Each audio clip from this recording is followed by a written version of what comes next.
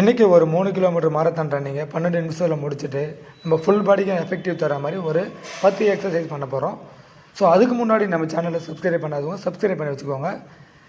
ஏன்னா டெய்லி பார்த்தீங்கன்னா நம்ம வந்து நேச்சுரல் எக்ஸசைஸ் எல்லாமே வந்து அப்லோட் பண்ணிகிட்டே இருப்போம். ஸோ ஒவ்வொரு எக்ஸசைஸும் பண்ணும்போது பார்த்தீங்கன்னா நம்ம எந்த பார்ட்ஸுக்கு எக்ஸசைஸ் பண்ணுறோமோ அந்த பார்ட்ஸுக்கு வந்து கான்சன்ட்ரேட் பண்ணி பண்ணுங்கள். ஒவ்வொன்றும் பார்த்தீங்கன்னா கண்டிப்பாக வந்து 25 ரெப்ஸ் பண்ணி ஆகணும். அப்போ தான் நம்ம ஸ்டெமினா லெவல் பார்த்தோன்னா நல்லா நேச்சுரலாகவே இன்க்ரீஸ் ஆகும்.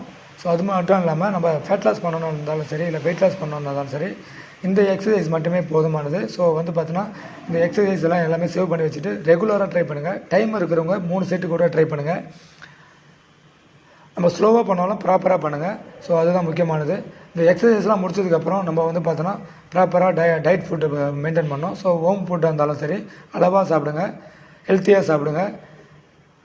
ரெகுலராக வந்து நீங்கள் வந்து இந்த மாதிரி ஃபுட்டும் சரி, நம்ம எக்ஸசைஸும் சரி பண்ணும்போது நேச்சுரலாக நம்ம வந்து